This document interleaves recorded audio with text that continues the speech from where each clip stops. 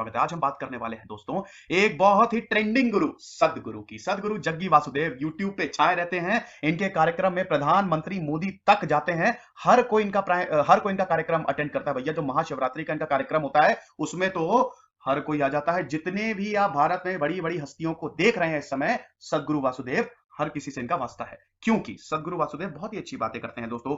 धर्म गुरु हैं, धर्म के बारे में बताते हैं। इंटरनेशनल ऑर्गेनाइजेशंस में इन्होंने डेलीगेशंस को लीड किया है, प्रतिनिधित्व किया है। वर्ल्ड इकोनॉमिक फोरम में इन्होंने लेक्चर दिया, यूनाइटेड नेशंस तक ये जा चुके हैं दोस्तों। तो काफी बड़ा सदगुरु जग्गी वासुदेव का ओहदा है। और जो ये बात भी करते हैं काफी ट्रेंडिंग है। सदगुरु जग्गी वासुदेव की सबसे बढ़िया बात ये रहती है कि इनके पास हर प्रॉब्लम का सॉल्यूशन है। भैया सदगुरु है तो सॉल्यूशन तो होगा ही। दूसरी चीज, आप हर चीज कर सकते हैं। आप अपनी जिंदगी को आराम से व्यतीत करिए, शादी करिए, जो करना हो करिए। धर्म और कर्म को बस ना छोड़िए, क्योंकि अल्टीमेट एम यही होता है इंसान का कि वो मोक्ष को प्राप्त कर ले। और मोक्ष को प्राप्त करने के भैया कौन से तरीके हैं, मैंने हिंदुइज्म का लेक्चर लिया है, उसमें बताया था। सदगुरु वासुदेव भी यही बताते हैं कि बस कर्म अच्छे करते रहो, भक्ति का मार्ग ना छोड़ो, योगा करते रहो, डेफिनेटली मोक्ष की प्राप्ति होगी। लेकिन सब कुछ अच्छा लग रहा है। देखिए दोस्तों, कोई भी अगर पॉपुलर इंसान होता है ना, उसके साथ दो चीजें साथ साथ चलती हैं, पैरेलली चलती हैं। एक तो उसकी पॉपुलैरिटी तो है ही। अब जाहिर सी बात है, जैसा कि मैंने बताया, काफी ट्रेंडिंग नेता है, सॉरी नेता बोल दिया, काफी ट्रेंडिंग गुरु हैं। तो काफी ज्यादा ट्रेंड करते हैं। ये वेबसाइट है इनकी खुद की, ईशा फाउंडेशन के नाम से। यूट्यूब पे इनके चैनल्स हैं, इंटरव्यूज देते हैं, बहुत सारे कॉलेजेस में जाते हैं। मॉडर्न डे गुरु हैं ये। दूसरी चीज, काफी इनके ऊपर कंट्रोवर्सीज भी हैं। हालांकि ज्यादातर कंट्रोवर्सीज, या मैं कहूं कोई भी कंट्रोवर्सीज फिलहाल प्रूफ नहीं की जा सकी है, ये खाली कंट्रोवर्सीज हैं। तो सारी चीजें मैं इस लेक्चर में आपको बताऊंगा। जग्गी वासुदेव कैसे सदगुरु बना, ये भी मैं आपको बताऊंगा। मैंने आपको बताया, धर्म और कर्म को पकड़े रहो, आपको मोक्ष की प्राप्ति होगी। जग्गी वासुदेव यही बताते हैं। सदगुरु जग्गी वासुदेव इंडियन योगी, मिस्टिक और ऑथर भी हैं। ये ऑथर भी हैं भैया। इन्होंने 100 से ज्यादा किताबें लिखी हैं, 8 लैंग्वेजेस में, 8 भाषाओं में। भाषाओं का बहुत अच्छा ज्ञान है दोस्तों। मैंने आपको एक चीज बताई थी, जब मैंने रामकृष्ण परमहंस की बायोग्राफी का रिव्यू किया था, देख लीजिएगा, 2 पार्ट में है वो। स्वामी विवेकानंद की बायोग्राफी का रिव्यू किया था, तो उसमें मिलियंस ऑफ व्यूज आ गए। थैंक यू सो मच आपके प्यार के लिए, उसको देखिएगा। मैंने आपको बहुत सारे, जब ऐसे महात्माओं की मैंने बायोग्राफी को रिव्यू किया है, तो मैंने आपको एक चीज बताई थी कि समाधि में चले जाते हैं। समाधि मतलब क्या? आप जिंदा हैं, आपका दिमाग सही काम कर रहा है, लेकिन आपकी आत्मा आपके शरीर में नहीं है, वो प्रकृति से मिल गई है। आप एक एक चीज को फील कर रहे हैं, हवा को फील कर रहे हैं, आप हवा ही हो गए हैं। आप वहां पे, अगर आप नदी के पास खड़े हैं तो नदी को फील कर रहे हैं। इसको कहते हैं समाधि। रामकृष्ण परमहंस समाधि में चले जाते थे, बचपन से ही उनको ये आदत थी। स्वामी विवेकानंद भी ऐसा ही होता था। सदगुरु जग्गी वासुदेव के साथ भी ऐसा ही हुआ। 25 साल में तो इनको ऐसा अनुभव हुआ कि इन्होंने सब कुछ छोड़ के, एक बहुत ही जबरदस्त करियर छोड़ के, ये सीधा सदगुरु बन गए। इनको पता चल गया कि मेरा जो पाथ है, मेरा जो रास्ता है, वो ये पैसे कमाना नहीं है, मेरा रास्ता कुछ और है। ठीक है। और ये बोलते ही है कि अगर अपने मानव जीवन में किसी ने अगर अपनी जिंदगी को नहीं समझा, अगर आत्मा को नहीं समझा, अगर उस ब्रह्म को नहीं समझा, तो फिर वो जिंदगी ही बेकार है, फिर आपकी पूरी जिंदगी वेस्ट हो गई भैया। दोबारा जो है ना, जन्म लेना पड़ेगा। तो ये बहुत ही खतरनाक चीज भी है एक तरीके से। इस संसार की साइकिल में इंसान फंस जाता है, फिर मोक्ष की प्राप्ति नहीं हो पाती है। तो इसी जन्म में भैया मोक्ष की प्राप्ति कर लो, जितने अच्छे कर्म हो सकते हैं कर लो। तो ये चीज है। इन्होंने बहुत सारी बुक्स लिखी हैं दोस्तों, न्यूयॉर्क टाइम्स में बेस्ट सेलर भी रही है। हेल्थ पे लिखी है, रिलीजन, स्पिरिचुअलिटी, बहुत सारी दोस्तों किताबें भी हैं। इनकी वेबसाइट भी है, ईशा फाउंडेशन। इन्होंने ये ईशा फाउंडेशन के फाउंडर भी हैं। ठीक है। 1993 में कोयम्बटूर, खूबसूरत नीलगिरी, विलियनगिरी की पहाड़ों पे स्थित है वो। हर जगह आप देखें तो जंगली जंगल, ग्रीनरी है। अब इसमें बहुत ज्यादा कंट्रोवर्सीज है कि इन्होंने ट्राइबल लोगों की जमीन को ऑक्यूपाई करके उस फाउंडेशन को बनाया, उस पूरे आश्रम को बनाया है कोयम्बटूर में। लेकिन जैसा कि मैंने कहा, वो लीगल प्रोसेस है, जब तक कोई फैसला नहीं आ जाता तब तक हम कुछ कह नहीं सकते। पद्म विभूषण भी मिला है इनको 2017 में। अप्रैल 2017 में भारत सरकार ने इनको पद्म विभूषण भी दिया। इन्होंने बहुत सारे कैंपेन्स भी चलाए हैं दोस्तों। नदियों को बचाने के लिए जो कैंपेन था, उसमें तो बहुत सारे लोग जुड़े थे, मैं भी जुड़ा था उसमें। ठीक है। तो बहुत सारे लोग जुड़े थे नदियों को बचाने के लिए। वृक्षारोपण इन्होंने कैंपेन चलाया है, बहुत सारे इन्होंने पौधे लगाए हैं, बहुत लोगों को तैनात किया है, इन्होंने रिक्रूट किया है, वॉलंटियर है वो सब, कि आप जितना हो सके एनवायरमेंट को बचाने के लिए कोशिश करो। तो सदगुरु वासुदेव के काफी ज्यादा कार्यक्रम चल रहे हैं। और इनका सिर्फ एक ही, जो इनका पूरा एम्बिशन है, जो एम है, अगर हम समअप करें तो भारत को स्पिरिचुअली अवेक करना, भारत को जितने भी लोग हैं उनकी चेतना जगाना, आध्यात्मिक चेतना जगाना, उनकी आत्मा को जगाना। वो आप कैसे करेंगे? वो योग से करेंगे, वो ध्यान लगा के करेंगे। हमारे वेदों में बोला है ना कि भैया जिसको आत्मा का ज्ञान है उसको कुछ करने की जरूरत नहीं है। लेकिन 99.9% लोगों को तो आत्मा का ज्ञान होता ही नहीं है। तो उसके लिए आप ध्यान लगाते हैं कि मुझे आत्मा का ज्ञान हो, फिर एक आपका दिमाग अलग लेवल पे पहुंच जाता है, आप जुड़ जाते हैं यूनिवर्स से, आप बिल्कुल एक कनेक्शन हो जाता है। जिनका यूनिवर्स से कनेक्शन होता है वो फिर समाधि में चले जाते हैं, और उसके बाद फिर आपको समझ में आता है कि जिंदगी का असली मतलब क्या है। और अगर, खैर अच्छा छोड़िए, मैं बहुत ज्यादा फिर डीप में चला जाऊंगा तो मैं अपने टॉपिक से भटक जाऊंगा, जो कि अक्सर कई बार हो चुका है, तो आई एम रियली सॉरी। ठीक है। तो सदगुरु जग्गी वासुदेव का जो जन्म है वो 3 सितंबर 1957 में तेलुगु स्पीकिंग फैमिली में हुआ था, कर्नाटक के मैसूर में। ठीक है, तो मैसूर एक बड़ा ही खूबसूरत शहर है दोस्तों, मैसूर में ये जन्मे थे। इनके पिताजी जो एक डॉक्टर थे, ठीक है ना, इनके पिताजी डॉक्टर थे, और आपको बता दूं कि 10 साल में ही इनको गुरुजी मिल गए थे। ये शुरू से ही इनका जो पूरा ओरिएंटेशन रहा है नेचर की तरफ रहा है, शुरू से ही एक नेचर लवर रहे हैं। सांपों से बहुत ज्यादा प्यार था दोस्तों। स्नेक, सांप एक ऐसा जानवर है, हर धर्मों में आपको सांप मिलेंगे। ठीक है, चाइना में भी देखे, चाइनीज में भी देखे तो ड्रैगन मिलता है। ड्रैगन मोर और लेस वो सांप का ही एक ओरिएंटेशन है, ठीक है, एक रिप्रेजेंटेशन है। हर धर्म में, चाहे क्रिश्चियनिटी हो, आपको सांपों का आपको बहुत ज्यादा इंपॉर्टेंस मिलेगा। भारत में भी है ना, भारत में तो भैया भगवान शिव, जो कि एक शैविज्म बहुत बड़ा सेक्ट है, शिव के गले में, भगवान शिव के गले में सांप लटका हुआ है ना, तो आप देख ही सकते हैं शिवलिंग में भी सांप लटका होता, मतलब पूरा वो सांप से वो पूरा कॉइल्ड होता है। ठीक है ना, तो यहाँ पे सांप जो है ना, किसी दिन मैं बताऊंगा कि ऐसा क्यों है, ठीक है, कि ये इतनी ज्यादा इसकी सांपों की इंपॉर्टेंस क्यों है, लेकिन हर जगह आपको सांप मिलेंगे। सांप देखिए सुन नहीं सकते, वो खाली महसूस करते हैं। ठीक है ना, अब वो देखिए जानवर, आपको एक चीज और बताता हूँ कि कुछ कुछ इंसानों में एक स्पेशल एनर्जीज होती है, ठीक है, तो जानवर उनसे अट्रैक्ट होते हैं। ठीक है, अब जानवर समझेंगे नहीं, उनके पास सिक्स सेंस तो होता नहीं जो हमारे पास है। ठीक है ना, हमारे पास हर चीज है ना, हम अपने सेंसेस को कंट्रोल कर सकते हैं, जानवर तो कर नहीं सकते, जानवर बोल थोड़ी ना सकते हैं। तो जानवर एनर्जी से कनेक्ट होते हैं। ठीक है ना, तो कुछ लोगों के पास अगर बहुत ज्यादा जानवर जा रहे हैं, स्पेशली अगर डॉग्स क्योंकि पालतू होता है वो, तो डॉग्स अगर बहुत ज्यादा लोगों के पास जाते हैं तो समझ लीजिए भैया वाकई स्पेशल है। ठीक है, तो यहाँ पे सांपों से बहुत ज्यादा प्यार करते थे ये। मैं तो बहुत डरता हूं, वैसे बहुत लोग डरते हैं जब भी ये आते थे, और इन्होंने अपने काफी प्रोग्राम्स में सांपों को पूरा लाइव डेमोन्स्ट्रेट भी किया है कि देख लीजिए भैया ये सांप है और मेरे साथ है ये। तो सांपों को जब भी ये घर लौटते थे तो इनकी झोली जो होती थी वो सांपों से भरी रहती थी। ढेर सारे सांप होते थे, बाप रे बाप, पेड़ की डाल पे बैठे रहते थे और नेचर का मजा लेते थे। ये श्री राघवेंद्र स्वामी जी, मलदयाली श्री राघवेंद्र स्वामी जी, सिंपल योगा आसन इनको 10 साल की उम्र में सिखाया उन्होंने, और काफी ज्यादा शुक्रगुजार भी है क्योंकि बाद में जाके यही योगा आसन बेस बना दिया भैया सदगुरु का। अभी तो जग्गी वासुदेव है, इनका बचपन का नाम जग्गी वासुदेव है, लेकिन 25 साल में जो इन्होंने इनिशियल टीचिंग्स ली योग की अपने गुरु से, वहां से फिर ये सदगुरु बन गए। इनकी जो शुरुआती पढ़ाई है दोस्तों वो मैसूर से ही हुई और यूनिवर्सिटी ऑफ मैसूर से ग्रेजुएट हुए, ये बैचलर डिग्री ली इंग्लिश लिटरेचर में। उसके बाद इन्होंने फिर बिजनेस किया, बिजनेस काफी सक्सेसफुल रहा, अच्छा खासा पैसा कमा रहे थे। लेकिन दोस्तों 25 साल की उम्र में कुछ ऐसा हुआ कि इनकी जिंदगी बदल गई। काफी अच्छा खासा पैसा था, ये सदगुरु के वर्ड्स को मैं कोट कर रहा हूं, काफी अच्छा खासा पैसा था। तो ये चामुंडी हिल है वहां पे मैसूर में, बहुत ही खूबसूरत जगह है दोस्तों। कुछ भी कोई काम हो, आप मतलब कोई अगर काम ना हो, घूमने घूमने के पर्पज से जा रहे हो तो आप यहाँ पे जाइए, कोई काम ना भी हो तब भी यहाँ पे जाइए, बड़ी शांति मिलती है। तो एक दिन सदगुरु ने सोचा कि ये सब क्या हो रहा है, और ठीक है मेरे पास पैसा है, कब तक पैसा कमाएंगे। देखिए दोस्तों, एक टाइम पे भले ही आपके पास कितना भी पैसा हो, इंसान को कभी सेटिस्फैक्शन नहीं मिलता है, वो तो सही बात है ना, इंसान कभी सेटिस्फाइड तो होता नहीं है। तो एक दिन सदगुरु ने अपनी बाइक उठाई। अच्छा, बाइक से इनको बहुत ज्यादा प्यार था, बहुत ज्यादा, इनके पास बहुत सारी अभी भी बाइक्स हैं, और ये बाइक पे आपको अभी भी दिख जाएंगे, ठीक है, और कार में भी ये। तो सदगुरु जो हैं उनको बाइक से बहुत ज्यादा प्यार था, बाइक लेते थे, निकल जाते थे। एक बार ये बताते हैं कि नेपाल तक चले गए थे बाइक से। अब नेपाल पे बॉर्डर में इनको रोक लिया, बोला कि भैया पेपर दिखाओ, तो इन्होंने बोला कि पेपर कैसे, इनको पता नहीं था कि नेपाल जाने के लिए पेपर्स की जरूरत पड़ती है, इनको लगता था कि बाइक इनको हर जगह ले जाएगी। तो ये कहानी बताते हैं। तो दोस्तों ऐसा है कि जब ये चामुंडी हिल पे गए, वहां पे बैठे हुए थे, ठीक है, अब भैया पहाड़, नदियां, जंगल, यहाँ पे तो आप एक्सपीरियंस कर सकते हैं ना, अपने आप को एक्सप्लोर कर सकते हैं। अगर आप अकेले जा रहे हैं, अकेले हैं, तब तो बिल्कुल एक्सप्लोर करिए अपने आप को। मैं जब हरिद्वार गया था, हर की पौड़ी गया था, तो मुझे भी नहीं पता था दोस्तों, मैं जब गंगा किनारे बैठा हुआ था, 2 घंटे कैसे निकल गए पता ही नहीं चला, और आई एम श्योर बहुत लोगों के साथ ये चीज हुई होगी। वहां पे बैठे हुए थे, बैठे हुए एकदम से ये ध्यान में चले गए। ये एक्सपीरियंस था दोस्तों इनके साथ, बताते हैं, और ये बोलते हैं कि मैं इसको बयां नहीं कर सकता। मुझे ऐसा लग रहा था कि मैं हवा हो गया हूं, जिस चट्टान पे मैं बैठा हूं मैं वो चट्टान हूं, सूरज निकल रहा है उसकी रोशनी हो गया हूं मैं, मेरी आत्मा इस वातावरण में मिल गई है, मतलब मैं समाधि में चला गया हूं। दोस्तों ये समाधि में चले गए थे, ये जिंदा थे, होशो हवास में थे, लेकिन इनकी आत्मा बिल्कुल मिल गई थी। जो होता है ना स्पिरिचुअल अवेकनिंग, वो होने लगी थी। ये पहला स्टेप होता है दोस्तों। अब आपको एक बहुत ही इंटरेस्टिंग चीज बताता हूं, ध्यान से सुनिएगा।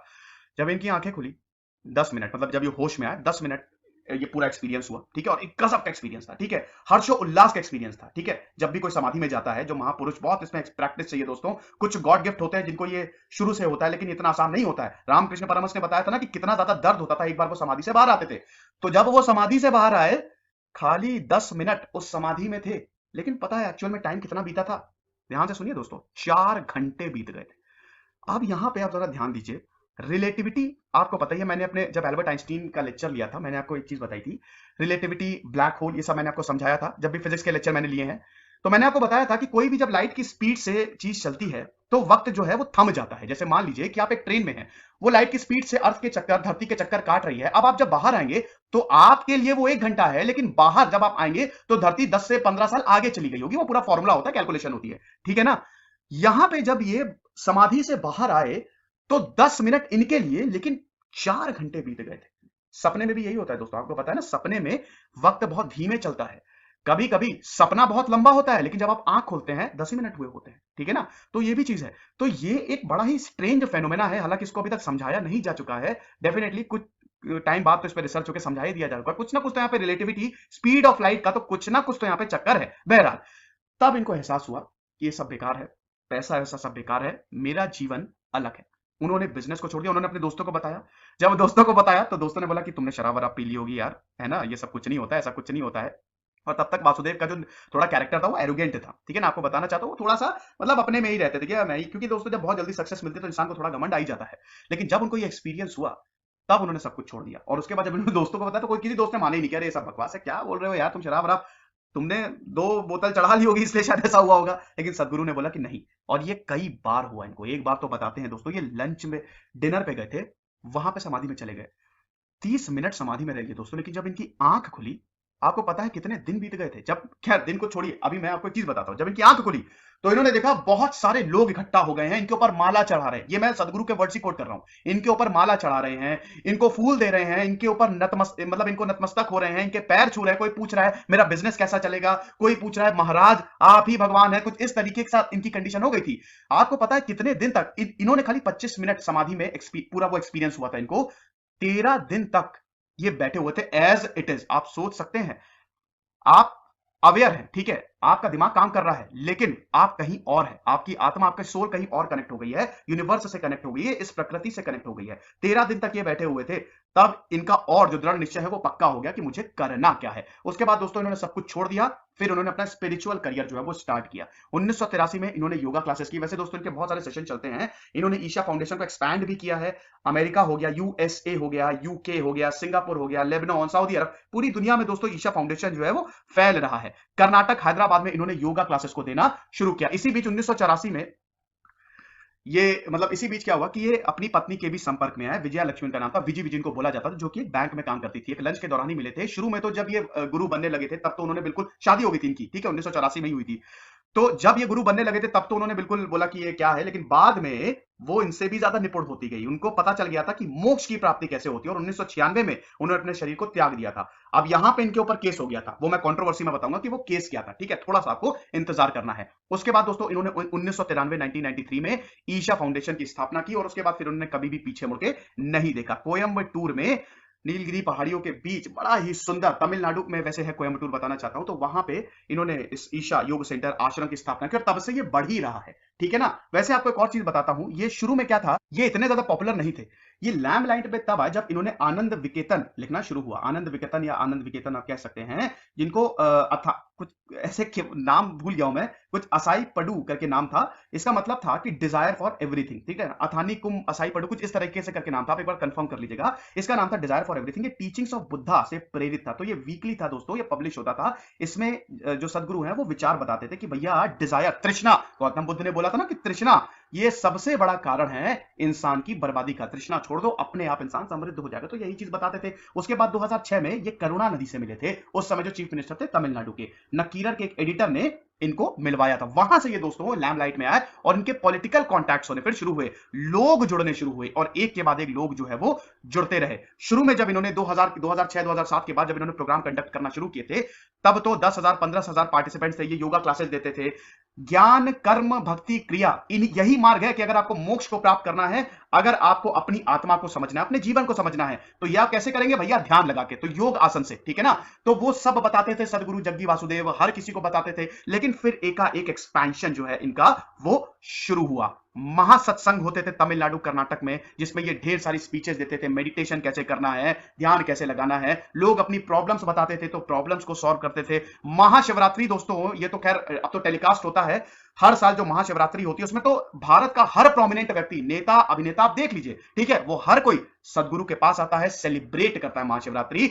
2013 में तो 8 लाख लोगों ने, ऐसा बोला जाता है कि अटेंड किया था ये। फिर उसके बाद यूएसए में, जैसा कि मैंने बताया कि अमेरिका में भी इनका Isha institute of inner sciences के नाम से पूरा इन्होंने एक कॉलेज टाइप का बनाया, इंस्टीट्यूट बनाया है, जो कि 2005 में कंप्लीट हुआ। फिर अमेरिका में भी यूनाइटेड नेशंस में भी एडवाइजरी ग्रुप के काम उस पर ये काम कर रहे हैं। वर्ल्ड इकोनॉमिक फोरम्स में भी 2006, 7, 8, 9 इन्होंने वहां पे भी जो है वो लेक्चर्स दिए हुए हैं। पीस समिट में भी गए हुए हैं। तो दोस्तों कई इंटरनेशनल ऑर्गेनाइजेशंस से के साथ भी इनका कोलैबोरेशन है, ठीक है ना। और उसके बाद दोस्तों ध्यान लिंग, ये बहुत इंपॉर्टेंट है, ठीक है। इन्हीं के ईशा आश्रम, ईशा फाउंडेशन में, वहां के प्रेमाइस में बीचों बीच ध्यान लिंग बना हुआ है। ध्यान लिंग मैं फोटो नहीं लगा पाया, बड़ा ही बहुत बड़ा हॉल है, बीच में लिंग है, शिवलिंग है। अब वो शिवलिंग ऐसा ही नहीं कि खाली हिंदुइज्म को वो डिनोट करता है, ठीक है ना। तो वो लगा हुआ है ध्यान लिंग, वहां पे लोग ध्यान लगाते हैं और बिल्कुल खो जाते हैं भैया।